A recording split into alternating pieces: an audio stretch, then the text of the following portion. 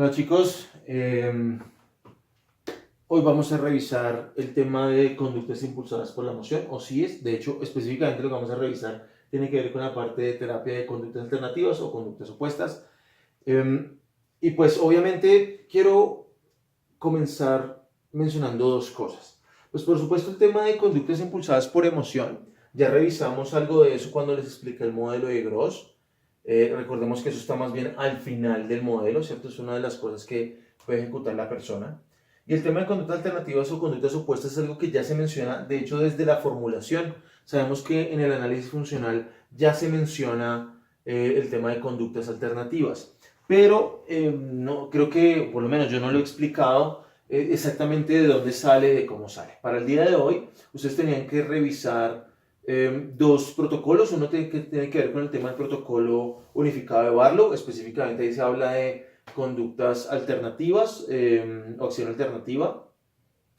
Y tiene que ver con ese tema de las CIES, ¿cierto? De actuar distinto al tema de las CIES. Y específicamente también tienen que revisar uno del módulo de Marshall-Linehan del tema de DBT, de habilidades, y tiene que ver con conductas o acciones opuestas. Entonces, pues básicamente lo primero que tenemos que tener claro es que las evidencias en términos de esto son relativamente recientes, son protocolos relativamente recientes, y por eso es que les pedí a ustedes que revisaran los dos protocolos directamente, escucharan a los dos autores que hablan de este tema de manera directa y literalmente desde lo que ellos plantearon concretamente. Entonces, pues nada más iniciar, pues tenemos que tener claro qué son las CIES. Pues obviamente las primeras cosas que hay que aclarar tiene que ver con eso.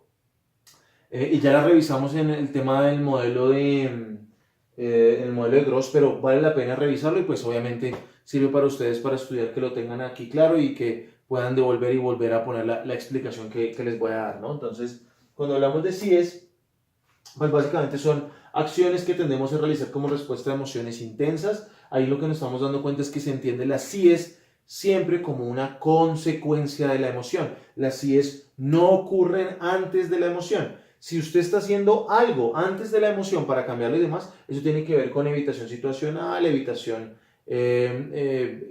con modificación de la situación, tiene que ver con algo cognitivo, o sea, siempre va a ser algo antes, ¿cierto? El tema atencional y demás tiene que ver antes de la emoción. Pero si es algo que usted está haciendo después de la emoción, ahí estamos hablando de la sí, estamos hablando de algo que está impulsado por una emoción muy intensa, ¿sí? Son acciones que tendemos a realizar como respuesta a emociones muy intensas. Son conductas generadas por la emoción en sí misma, ¿cierto? Entonces, nuevamente, es que yo siento miedo, entonces, impulsado por ese miedo, comienzo a hacer cosas. Tienen una función importante para nuestra supervivencia y son útiles cuando estamos en riesgo. Eso es otra cosa que creo que la mencioné cuando les expliqué esto en el modelo de Gross, pero vale la pena volverlo a mencionar, y es que las CIES no son malas en sí mismas. Las conductas impulsadas por emoción no son malas en sí mismas. De hecho, en la mayoría de veces, la mayoría de ocasiones, en la mayoría de personas, las CIES son bastante funcionales. Cuando alguien tiene miedo, sale a correr. Cuando alguien está enojado, lucha, ¿cierto? Entonces es esperable, es muy funcional en muchos casos, es así en particular. Por ejemplo, en días como hoy, donde tenemos este tema de la cuarentena y de pronto resulta que a usted le tocó salir a hacer el mercado de la casa, en esos casos, pues yo esperaría que usted sienta un poquito de miedo, un poquito de malestar de salir de su casa, ¿cierto? Y tener que, no sé, encontrarse con alguien en la calle, o que de pronto una persona de pronto está en el bus y de pronto esa persona comienza a toser.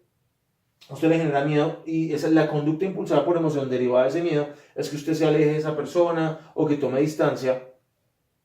Y aunque en otros contextos pues diríamos que eso no es muy adecuado porque estamos rechazando a otros, en esta situación específica de cuarentena pues es muy funcional, ¿no? Entonces recuerden que la CIE de la conducta impulsada por emoción es funcional dependiendo de la persona y dependiendo del contexto donde esté esa persona y donde se presente esa emoción.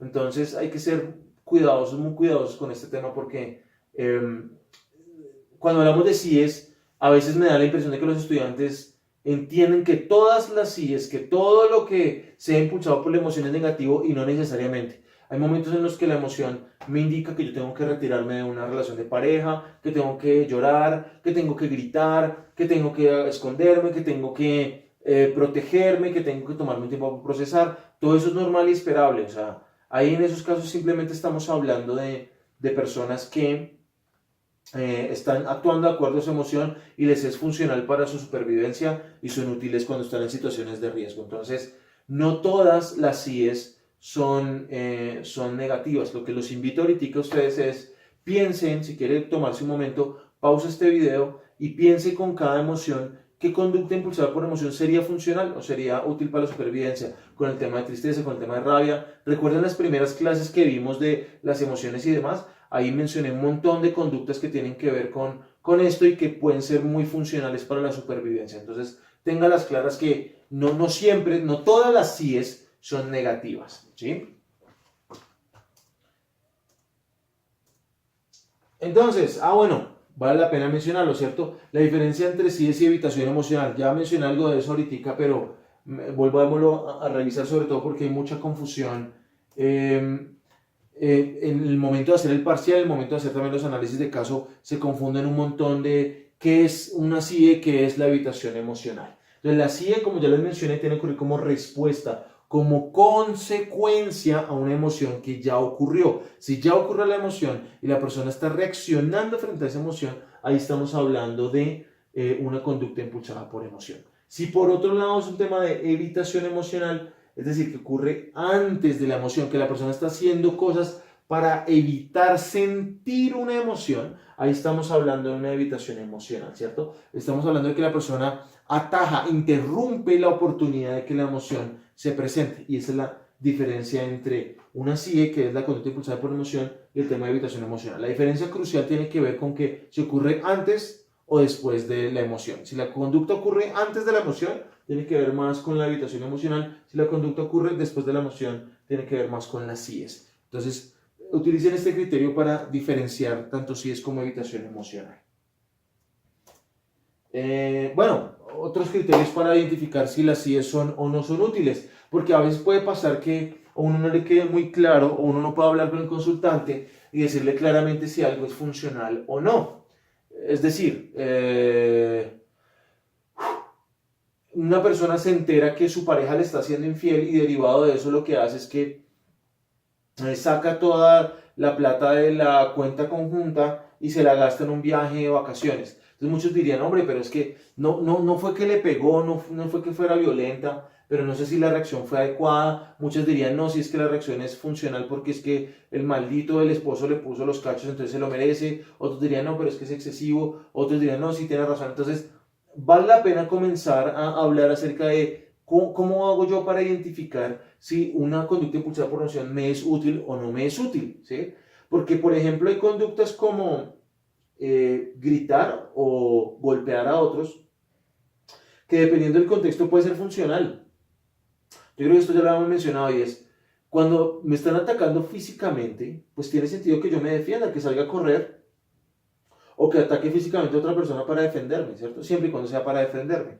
Entonces, por eso es que tenemos que comenzar a hablar de qué es lo que hace que una conducta impulsada por emoción sea o no sea útil, sea o no sea funcional. Entonces, pues primero, cuando nos encontramos en peligro inminente, son muy útiles, son muy útiles. Es decir, personas que de pronto tienen miedo y frente a una situación de peligro salen a correr, personas que sospechan que las van a atracar o las van a robar y las van a amenazar físicamente, entonces salen a correr, personas que reaccionan rápido porque sienten que los va a atacar un animal, por ejemplo, no sé, siente que lo va a morder un perro o lo está mordiendo un perro y entonces lucha con el perro, le pega un puño.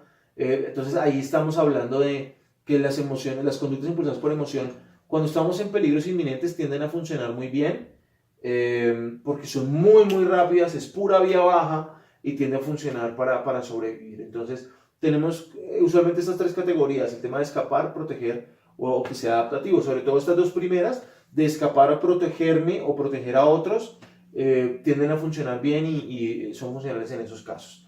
Este tipo de conductas no son útiles en todos los contextos. Por ejemplo, si usted tiene una entrevista de trabajo, es normal que usted le dé ansiedad, es esperable, ¿cierto? Así que usted se prepara porque le da ansiedad. Eso le implica, por ejemplo, el manejo de la situación, eso es muy adaptativo. Usted se prepara para la entrevista de trabajo, para manejar su ansiedad y que le vaya mucho mejor. Está bien, like, funciona. Pero usted no puede utilizar el mismo ritual para relacionarse con amigos. Es decir, si usted le van a presentar un amigo, por ejemplo, no sé, va a salir el viernes con alguien y le dice, mire, es que le va a presentar una amiga que me interesa que usted la conozca y demás, y usted va, como se va a presentar con la amiga, entonces usted va a sentir ansiedad y entonces usted va a comenzar a prepararse y a ensayar cómo le va a hablar y a ensayar qué le va a preguntar, pues realmente no le va a funcionar mucho, va a ser muy robótico y realmente no es lo más adaptativo. La idea es que cuando uno conoce a alguien nuevo sea lo más fluido posible, sea lo más tranquilo posible. Entonces, por eso hay que mirar nuevamente los contextos donde esté la persona. ¿Es adaptativo? ¿Sirve para proteger algo? ¿Sirve para escapar? ¿Es un peligro inminente? Si no es un peligro inminente, entonces pasamos al criterio de adaptativo. ¿Qué tan adaptativo es? ¿Qué tanto le funciona para consecuencias a largo plazo? Por eso es que estamos haciendo esta diferenciación entre estos dos de acá. Otro ejemplo de un par de situaciones donde tenemos si es adaptativas y si es desadaptativas o no funcionales. Si es primera situación, una compañera de la universidad se está burlando de usted, ¿cierto? Eso la hace sentir muy mal, usted se siente muy brava o se siente muy bravo. Y cuando usted se siente muy bravo, pues ¿cuál sería la conducta impulsada por emoción que sea adaptativa? Que usted se levante del lugar, camine un poco y se calme, ¿cierto? Antes de tratarla mal, ¿cierto? O de putearla o de decirle groserías y demás. O hablar sobre lo que sucedió a otra compañera de la universidad también puede ayudar a reducir el malestar. Es decir, no siempre, sobre todo si estamos hablando de burlarse, no siempre confrontar y demás puede ser lo más funcional, ¿cierto? Explotar llorando y decirle muchas groserías o agredirle físicamente, pues no es necesariamente lo más adaptativo. Sobre todo porque eso puede implicar que usted lo terminen echando o despidiendo de la universidad. Por eso tenemos esta situación y tenemos una sida adaptativa que sería como que calmarse un poco, caminar y demás, o hablar con una compañera de la universidad. Entonces la sida adaptativa es explotar llorando, decir muchas groserías o agredir físicamente a la compañera. Por ejemplo, un carro se dirige hacia nosotros a toda velocidad, es decir, usted va a pasar la novena o la séptima y viene un carro a toda velocidad. Lo que yo espero que usted haga adaptativamente es que usted corra, salte, ¿cierto? Grite, pegue el brinco sobre todo, ¿cierto? Lo que sería desadaptativo es quedarse congelado, tirarle una roca al automóvil, irse a perseguir el carro como un perrito, ¿cierto? Detrás, gritándolo y tratándolo mal. No necesariamente lo más funcional en ese caso. La idea es que usted se quite del lugar y se ponga en resguardo y sobreviva, no necesariamente que se lance al automóvil o que ataque al automóvil directamente. Entonces menciono esto porque a veces, por ejemplo, uno cree que la mejor conducta alternativa o que la mejor CIE tiene que ver con quedarse quieto, con entre comillas, muy entre comillas, no hacer nada, con quedarse callado y demás, sobre todo porque la gente que es explosiva creería que siempre está metida en problemas porque es explosiva y que lo mejor es la persona que es calladita y que se queda callada, y no necesariamente. Quedarme congelado, por ejemplo, en este escenario no es muy funcional. Cuando alguien me está atacando, me está agrediendo, si yo me quedo callado y no me hago respetar, pues también vamos a tener problemas, entonces también ser tímido puede ser problemático. Entonces, nuevamente, ahí tenemos ejemplos de conductas impulsadas por la emoción que son adaptativas y otras conductas impulsadas por la emoción que no son adaptativas, que no son muy funcionales, que no nos sirven mucho.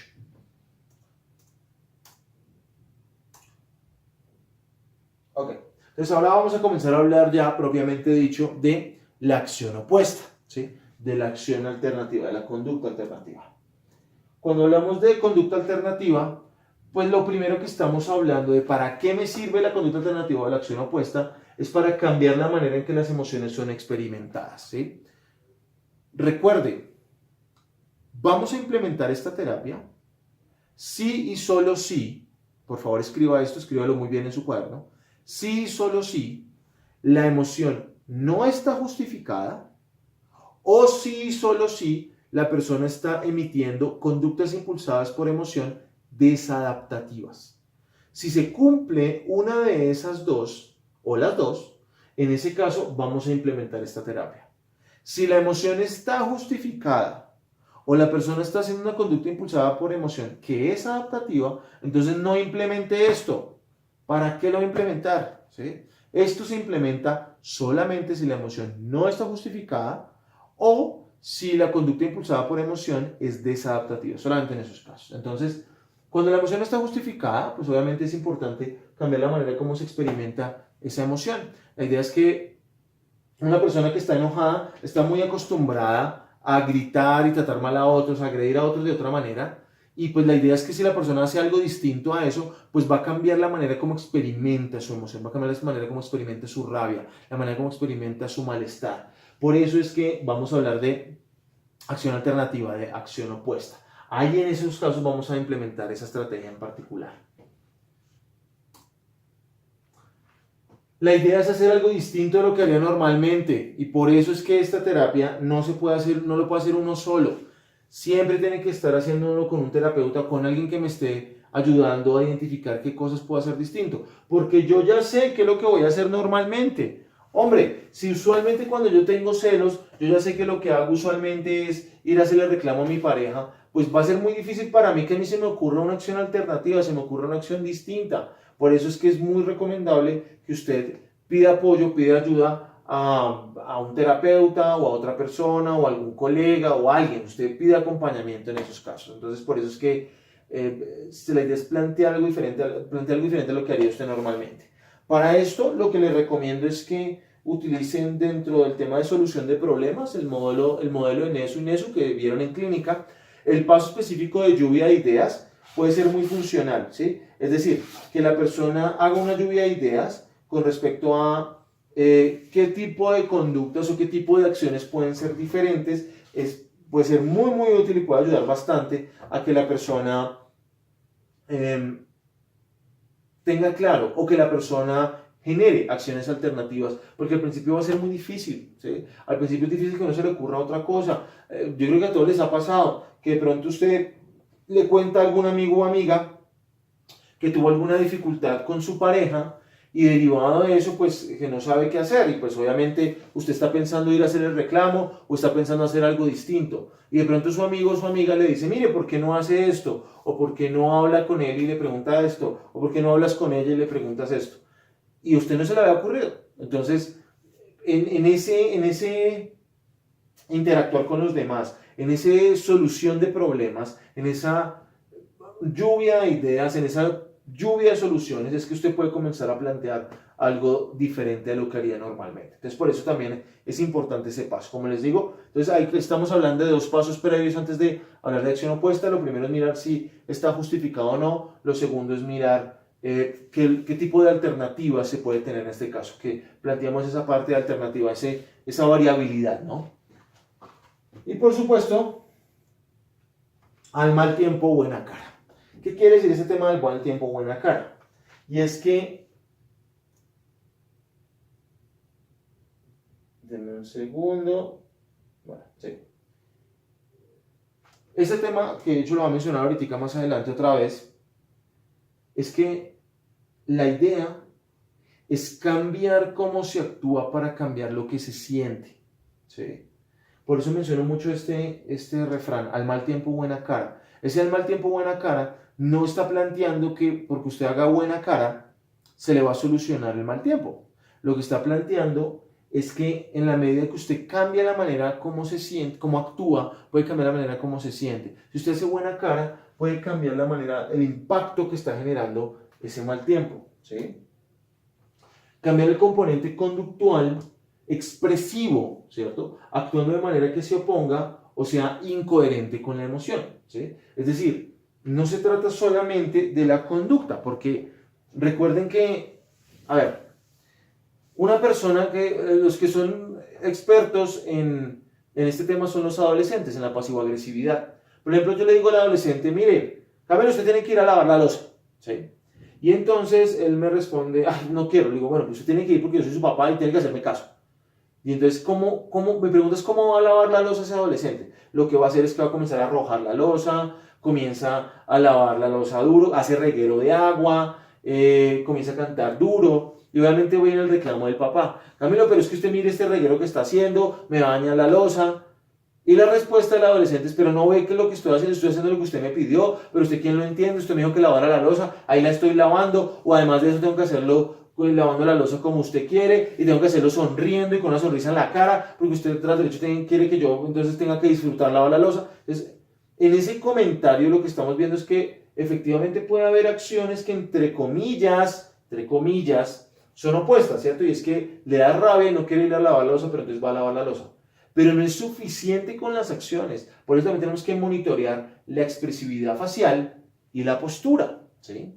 Si vamos a hablar de acción o conducta opuesta, no es suficiente con la conducta, tenemos que hablar de la expresividad facial y de la postura, del lenguaje no verbal. Si obviamente usted tiene rabia, que no está justificada, usted tiene que ser amable con otra persona. No le va a funcionar si usted es amable con otra persona haciendo una sonrisa falsa, porque, ay, sí, qué chévere, ay, tan linda. Si es falsa, pues no va a funcionar muy bien. La idea es que usted haga todo lo posible para que su expresividad facial y postura estén opuestos a la emoción que realmente está sintiendo, ¿sí? Entonces, esto es un poco complicado, pero lo que quiero que ustedes se lleven de esto es lo siguiente. La acción opuesta no funciona solamente por la acción opuesta, sino también en cómo hago esa acción opuesta, con la expresividad facial y con mi postura. Tiene que ser all the way, tiene que ser con mente, corazón y cuerpo. Tiene que ser haciéndolo con mucho malestar, pero haciéndolo completamente entregado hacia lo opuesto. Si yo voy a ser amable con alguien, es porque de mente, corazón, cuerpo voy a ser honestamente amable, voy a intentarlo de la mejor forma que pueda, voy a intentar realmente ser amable con esa otra persona. Si por ejemplo tengo miedo, yo creo que aquí les queda muy claro con el tema del miedo. Si a mí me da miedo las ratas y yo voy a ir a tocar la rata, y simplemente cuando la voy a tocar, lo que hago es que la toco, pero me retiro o me alejo, ¿cierto? Me hago de lejos y la toco por un momentico mirando para otro lado. Pues ustedes saben que esto realmente no es exposición. Para que la exposición funcione, yo tengo que coger la rata, ¿cierto? Ponérmela acá, cargarla en el pecho, ponérmela cerquita a la cara, darle piquitos, olerla, que me camine por la cara, que me orine, que me cague. Es hacer lo opuesto, hacer realmente lo diametralmente opuesto. Ahí es cuando funciona. De lo contrario, realmente no va a funcionar. Entonces quiero que tengan eso claro. La acción opuesta funciona si la hacemos all the way, hacemos de mente, corazón, cuerpo, la hacemos con toda el alma, la hacemos realmente completa. Si no, no va a funcionar bien. En este modelo que se plantea desde DBT, que es el modelo transaccional, no sé si recuerdan también que lo estuvimos revisando como complemento al modelo de Gross. Y en este modelo transaccional pues tenemos diferentes etapas que refiere el tema del tiempo. Y entonces tenemos etapa 1 que es el azul, la etapa 2 que es este fucsia, la etapa 3 que es este rosado y la etapa 4 que tiene que ver con el amarillo que es este de acá, estos resultados que ustedes ven aquí. Entonces, cuando básicamente este modelito que es lo que plantea es lo siguiente. Ocurre el evento desencadenante que es este, ¿cierto? Este es lo que ustedes están viendo. Y puede haber, obviamente la vulnerabilidad hace que yo sea más sensible o no a ese evento desencadenante, por eso tenemos aquí esta flecha a este lado. Yo tengo una interpretación de ese evento que pasa muy parecido a lo que estamos hablando del tema del modelo de Gross. Y después de eso tengo unos cambios fisiológicos y unos impulsos, ¿cierto? Yo siento algo en el cuerpo y tengo ciertos impulsos. Yo en ese caso puedo hacer dos cosas. Yo puedo generar una CIE, que es la conducta impulsada por emoción, que eso implica cosas de mi cuerpo, la kinesia, implica verbalización en lo que digo, implica el comportamiento de mi conducta. Este tema de kinesia tiene que ver, o sea, la diferencia entre kinesia y el comportamiento es que la kinesia tiene que ver con mi postura, con todo el tema del lenguaje no verbal. Entonces yo hago todo esto, ¿cierto? Y ahí en ese caso yo voy nominando voy nominando la emoción, la intensidad y demás, y yo voy a tener una reacción, ¿sí? Que eventualmente va a afectar unos resultados y esos resultados van a generar un efecto desencadenante. Básicamente es un ciclo donde me doy cuenta cómo mi conducta impulsada por emoción cambia también, ¿cierto? O determina qué es lo que yo voy a hacer en términos conductuales y eso va a cambiar todo lo que va a pasar en temas de emoción, ¿sí? Lo que me interesa aquí que ustedes tengan claro, lo que me interesa que revisen ustedes, es que si yo meto aquí una acción opuesta, ¿cierto? La acción opuesta, dense cuenta de dónde ocurre, ¿sí? Porque esto también tiene que ver con modelo de Gross. No ocurre en el evento, no ocurre en la interpretación, no ocurre en los cambios fisiológicos y los impulsos que yo tengo. Ocurre después de que yo siento la emoción. Esto de acá, ¿cierto? Esto que ustedes ven, esta parte izquierda es la emoción. Esto de acá es la emoción. Esto de acá es la consecuencia, es lo que yo hago con esa emoción, ¿sí? Entonces, si yo hago una acción opuesta, si yo hago una acción alternativa, va a cambiarse, ¿cierto? Lo que yo hago, y si se cambia lo que yo hago, se va a cambiar lo que siento, y además de eso se van a cambiar los resultados, y si cambian los resultados, se cambia el evento, se cambia la vulnerabilidad, se cambia la interpretación, y bueno, eventualmente se va cambiando eso porque recuerden que es un modelo transaccional, vamos intercambiando. Entonces por eso es que estamos poniendo aquí la acción opuesta para mostrar cómo es que implementando esa acción opuesta puedo tener un efecto distinto. Y esto ya lo mencioné, o recuerde que uno de los pasos importantes es identificar si la emoción está justificada o no para saber si esta sí es adaptativa o no. Porque si es adaptativa, pues no va a haber necesidad de hacer acción opuesta, ¿sí? Entonces, esa acción opuesta, para explicárselo al paciente de manera un poquito más clara, esto es una explicación un poquito más clara para el consultante. La acción opuesta es un intento, que no todas las veces tiene que ser exitoso, pero por lo menos que lo intente realmente. Un intento deliberado por actuar de una forma incompatible o contraria a los impulsos de la experiencia emocional. Aquí lo que me interesa que ustedes tengan claro o que le expliquen al paciente es, uno, el tema del intento, que hay que intentarlo, que es deliberado, es decir, yo tengo que tomar la decisión de intentarlo. Y lo segundo es que la idea es actuar de manera incompatible o contraria a la emoción. No se preocupen que ahorita les voy a dar un ejemplo con un par de emociones de cómo pueden ser, cómo hay conductas que pueden ser incompatibles o contrarias, pero les adelanto algo y es que si yo, digamos, a ver, digamos que usted le tiene miedo a algo, nuevamente, tomemos el ejemplo de que le tiene miedo a los perros o le tiene miedo a algún animal. Si yo le pidiera a usted, actúe como si no tuviera miedo, ¿a qué cree usted que me refiero? A que usted se acerque, a que usted toque el objeto, a que usted respire lentamente, a que usted actúe tranquilamente. Aquí pasa lo mismo. Si yo le digo a usted, mire, está triste, actúe como si no tuviera tristeza, entonces ya ustedes se comienzan a dar cuenta de qué se trata esto, de actuar de manera incompatible, ¿cierto? Y el objetivo de actuar de esa manera incompatible e incoherente con la emoción es estorbar la acción impulsiva y regular la emoción de manera efectiva. ¿Qué quiere decir estorbar la reacción impulsiva? Si estoy teniendo dificultades porque estoy siendo muy agresivo, porque estoy contestando, gritando, diciéndole groserías a diferentes personas, pues la idea es estorbar ese impulso de acción. Y la idea es estorbarlo para que no ocurra, ¿sí? Si estoy enojado y comienzo a tratar mal a otros, pues la idea es que yo haga la acción opuesta a la acción alternativa para interrumpir ese impulso y que yo no siga agrediendo a otros o que yo no termine agrediendo a más personas. La idea es interrumpir esa agresión en ese momento. Entonces, para eso es la acción alternativa, para interrumpir la acción impulsiva, ¿sí? Y eventualmente, si yo interrumpo esa acción impulsiva, con el tiempo, eventualmente puedo lograr que pueda regular mi emoción y eventualmente pueda actuar de manera mucho más efectiva dependiendo de mis valores a largo plazo. También requiere una adecuada identificación y reconocimiento de la experiencia emocional, y eso es verdad, esa es una de, pues no sé si las dificultades o falencias, pero sí es una de las cosas que a veces nos complicamos, sobre todo cuando estamos comenzando a implementar esto, y es que es muy difícil que una persona haga una acción opuesta si ni siquiera tiene la capacidad de identificar y reconocer si está sintiendo su emoción. ¿Se acuerda que yo le mencioné que la acción opuesta a la acción alternativa solamente se utilizaba si la emoción no estaba justificada o si la conducta impulsada por emoción era disfuncional? Pues lo primero que yo tengo que saber es si está justificada, y para saber si está justificada, pues yo necesito saber cuál es la emoción y yo necesito saber cuál es el contexto. Si la persona no tiene la capacidad de leer, de identificar su emoción, es imposible hacer esto, es imposible hacer este tema de acción alternativa, acción opuesta. Por eso es importante hacer una buena psicoeducación, explicarle al consultante, que el consultante sepa, que el consultante pueda rastrear sus propias experiencias emocionales, porque de lo contrario, pues hermano, no lo vamos a lograr, no vamos a lograr que la persona realmente haga una acción alternativa, que la persona realmente haga una acción opuesta, que la persona realmente haga algo distinto. Entonces, por eso es que lo primordial aquí es que la persona pueda reconocer su emoción, pueda reconocer su experiencia emocional y después de eso sepa si es justificado o no, y ya sabiendo eso, pues ahí sí, ya sabe si debe implementar o no alguna acción o conducta alternativa.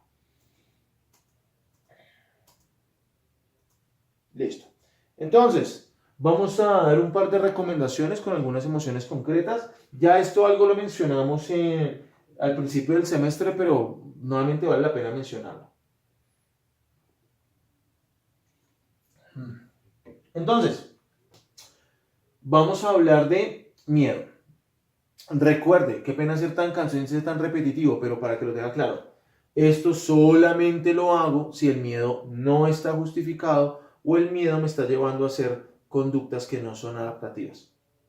Si usted tiene miedo, cuando el miedo no sea justificado, ¿qué debería usted hacer? Hacer lo que le da miedo una y otra vez. Claro que sí. Si hay algo que a usted le da miedo, pues obviamente su primer impulso es a no hacerlo, ¿cierto? A quedarse quieto.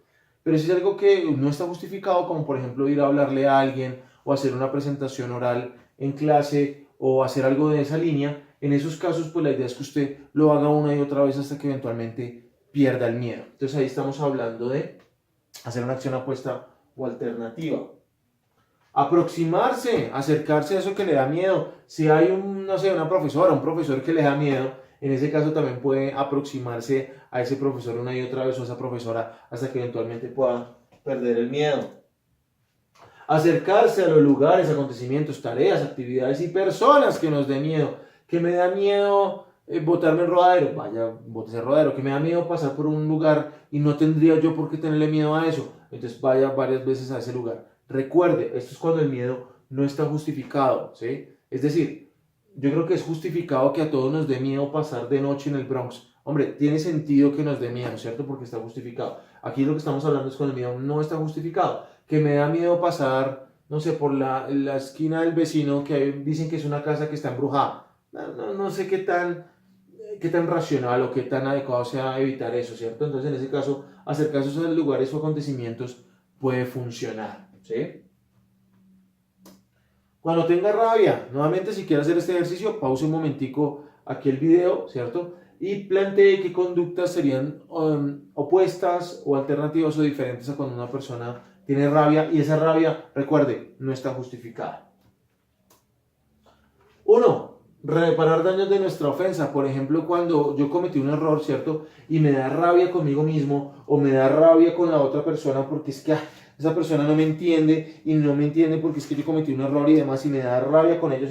Y esto ha pasado muchas veces, yo creo que todos hemos estado por ahí, que uno por vergüenza o por rabia siente esa rabia a esa otra persona y uno sabe que fue el que la embarró, pero aún así no quiere pedir disculpas y aún así no quiere reparar el daño que hizo, entonces pues obviamente ahí es donde tenemos problemas. Entonces en este caso la idea es que usted pueda reparar los daños de nuestra ofensa, por ejemplo haciendo un gesto, llevando un regalo, haciéndole un favor, siendo amable, siendo diplomático. Entonces imagínese en este caso, por ejemplo, usted imagínese a alguien que usted odie o que le caiga mal o que realmente le caiga muy mal. Y en ese caso, imagínese a usted mismo tratando de darle un regalo o siendo amable con esa persona. Obviamente ahí sería muy difícil, ¿cierto? Pero acuérdese que para que esto funcione tiene que ser all the way, tiene que ser con mente, cuerpo, corazón. Para que funcione realmente usted pueda ir en contra de esa sensación de rabia que le genera esa persona, tiene que hacerlo de mente, cuerpo, corazón para que realmente genere esa sensación. Pedir disculpas, ¿cierto? ¿Cómo es de incómodo pedir disculpas, pero a veces es tan necesario? Hay que pedir disculpas porque no sabemos, muchas veces no sabemos cómo pedir esas disculpas. Las disculpas solamente tienen 3 partes. Lo primero es pedir perdón de manera honesta, ¿cierto? De manera sincera, porque obviamente no funciona que usted diga, ay no, pues perdón porque yo soy una mala persona, perdón porque yo soy el peor de todos. Eso no es pedirlo de una manera sincera, de hecho es pedirlo de manera pasivo-agresiva. La segunda parte de la disculpa es aclarar por qué se está pidiendo las disculpas, porque esa es otra cosa, ¿no? La persona que de pronto cometió el error y la persona le dice, ay, perdóneme, sí, perdóneme. Y usted le dice, pero ¿por qué está pidiendo disculpas? Y la persona le dice, no sé, pero perdóneme porque es que no quiero que usted siga estando bravo, o siga estando bravo, perdóneme porque es que, perdóneme por vivir. Eso no funciona, ¿sí? O sea, si a uno le están dando esas disculpas, uno no se siente que realmente la persona esté reparando, que esté funcionando. Entonces hay que realmente saber por qué uno está pidiendo disculpas, sin atacar, sin recibir tampoco ataques, sin victimizarse, pero sin tampoco atacar a la otra persona, siendo honesto de por qué está pidiendo disculpas. Y la tercera parte tiene que ver con ese tema de la reparación, o reparar los daños que causó la embarrada que usted hizo, o hablar de cómo se puede evitar que se cometa ese mismo error en el futuro, de manera tranquila y honesta. Hay que hacer esas 3 partes y hay que hacerlas de manera neutra, sin juicios de valor y que realmente funcione. Si se hace de esa manera, es la manera correcta de pedir las disculpas y obviamente cuando uno tiene rabia, pues es difícil pedir las disculpas de esa manera. Mejorar la situación, hacer algo agradable por la persona que me generó la emoción. También lo mencioné, es cierto que de pronto, no sé, ahorita en situaciones de cuarentena, mi familia me sacó la piedra, mi hermana me sacó la piedra, estoy que la acabo, ¿cierto? Pero no es justificado, es más mi irritabilidad. Mejore la situación, póngase a ver una película, haga un postre, cocínele, barra el piso, lave el baño, lávele la ropa, bueno, qué sé yo, haga algo nice por esa otra persona, ¿cierto? Haga algo agradable y mejore la situación para que cambie la emoción que usted está sintiendo en ese momento. Comprometerse con evitar cometer el mismo error en el futuro, ya lo mencioné con el tema de pedir disculpas, que es la tercera parte que ya les expliqué ahorita. También, ¿cómo nos cuesta, no? Aceptar las consecuencias y sanciones con dignidad. ¿Cómo nos cuesta este tema? ¿Cómo nos cuesta este tema? Y es que, hermano, nadie está exento de cometer errores, pero yo creo que todos me entenderán que, digamos que de pronto usted coge a su pareja siendo un infiel, es muy doloroso, pero además de eso, es más doloroso si esa otra persona, o sea, no toma las consecuencias con dignidad, o sea, como que de pronto le dice, listo, vamos a acabar la relación, la otra persona llora, patalea, se echa al piso, o por ejemplo se pone brava, lo agrede, la trata mal. Pues hermano, ahí la persona no está aceptando las consecuencias, ¿no? Y pues de hecho genera todavía más daño en el otro.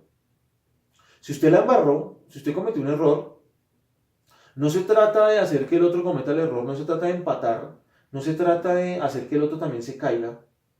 Se trata de aceptar las consecuencias y sanciones con dignidad, poniendo la cara. Si eventualmente se acaba la relación, se acaba. Si resulta que me volé un semáforo y me van a poner la multa, pues hermano, aceptarlo con dignidad y aceptarlo con perrenque, ¿no? Con tranquilidad. Y cómo nos cuesta muchas veces hacer esto en nuestros propios hogares y en nuestras propias relaciones. Aceptar las consecuencias y sanciones con dignidad. Eso también es algo que va en opuesto, ¿cierto?, al tema de la rabia, y es ponerle la cara tranquilamente y pues nada, asumir lo que tenga que ser. Cuando tenga vergüenza, nuevamente intente pausar esto acá, ¿cierto?, y trate de escribir las conductas que sean alternativas. Pero cuando tenga vergüenza, ¿qué cosas puede usted hacer distinto?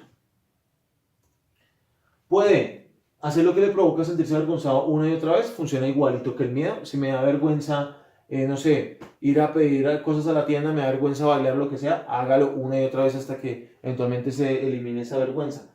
Recuerde que esto se hace cuando la vergüenza no está justificada, ¿sí? Enfrentar la situación, poner la cara. Hombre, ¿cómo nos cuesta, no? También hicimos una embarrada y demás y estamos avergonzados, entonces escondemos, ¿cierto? Y nos tapamos y nos hacemos al fondo del salón y escondemos la cara. Hermano, ponga la cara, poner la cara, enfrentar la situación. Que usted, hermano, no tiene la plata para pagar, ponga la cara, ¿no? Más de una vez que yo creo que de pronto alguien ha tenido dificultades que le va a prestar plata a alguien y entonces la otra persona, por evitar malestares y demás, entonces no pone la cara. Ponga la cara, que eso es lo que le puede ayudar específicamente. Ya lo mencioné, mostrar la cara.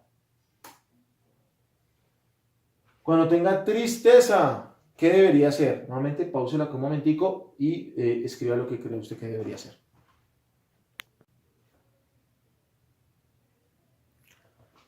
Cuando tenga tristeza, ¿qué es lo que debería ser opuesto? Recuerde que es cuando la tristeza no está justificada. Cuando la tristeza no está justificada, ¿qué debería hacer?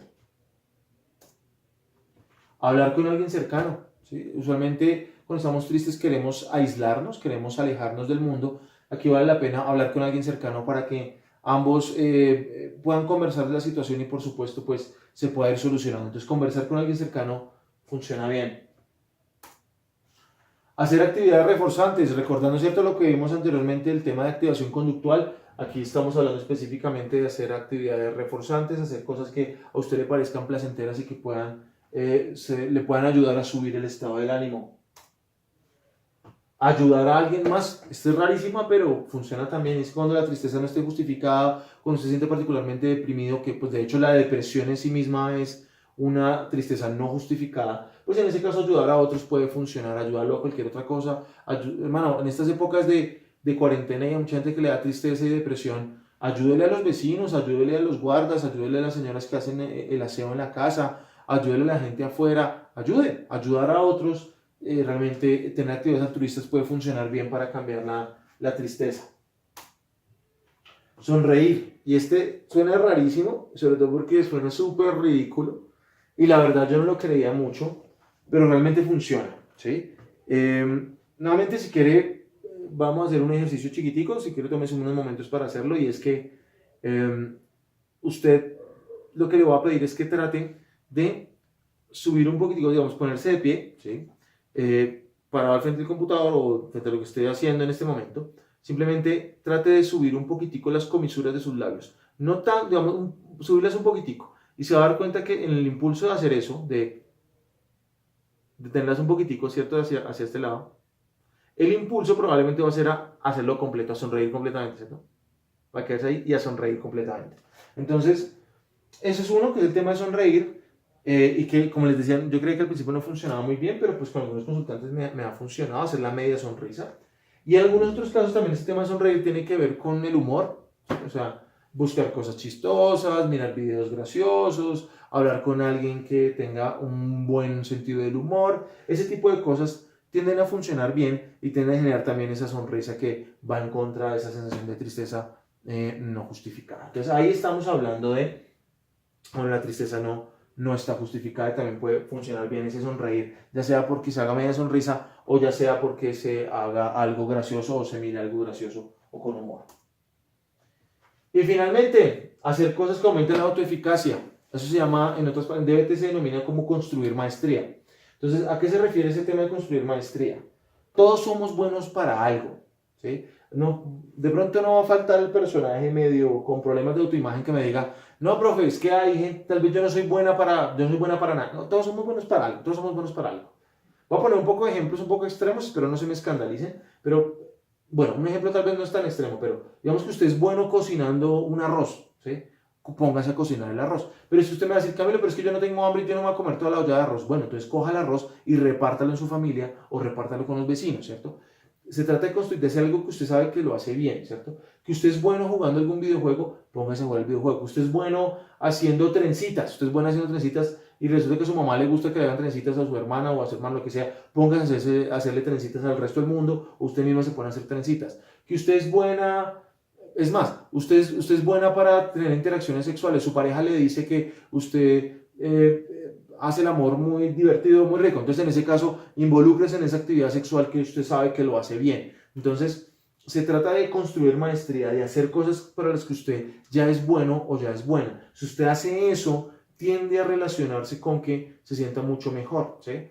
Si usted es bueno también, por ejemplo, para hablar en inglés o para ayudarle a otros a hacer tareas o para ayudarle a alguien, por ejemplo, ahorita, para ayudarle a alguien a estudiar para los parciales de los seminarios, para el tema de los controles de lectura, para el tema de las lecturas, ayudarle a otro y además de eso, hacer eso bien, pues obviamente hace que usted construya maestría y va de la mano también de ayudarle a otra persona. Entonces, ahí estamos hablando de hacer cosas que hagan que se aumente su autoeficacia, que hagan que usted se sienta mejor porque usted sabe hacer eso y lo hace bien. Y obviamente eso va a tener como impacto a largo plazo una disminución en la tristeza que va a estar injustificada. ¿Listo? Entonces, esas son las recomendaciones. Hasta aquí quedaríamos en esta clase de acción alternativa o de acción opuesta. Espero que les quede claro. Como les mencioné ya los criterios para sugerir el tema de acción opuesta. Aquí les hago algunas sugerencias de acciones opuestas de algunas emociones. Pero nuevamente la idea es que sea el paciente el que vaya sugiriendo y que ustedes también como terapeutas sean muy creativos a la hora de plantear diferentes acciones alternativas o acciones opuestas con el consultante. Porque en la medida que ustedes sean creativos y van planteando esto, es que esto va funcionando y que va siendo más funcional, ¿cierto? No hay mucho más, chicos. Espero que tengan una excelente semana. Un fuerte abrazo. Chao.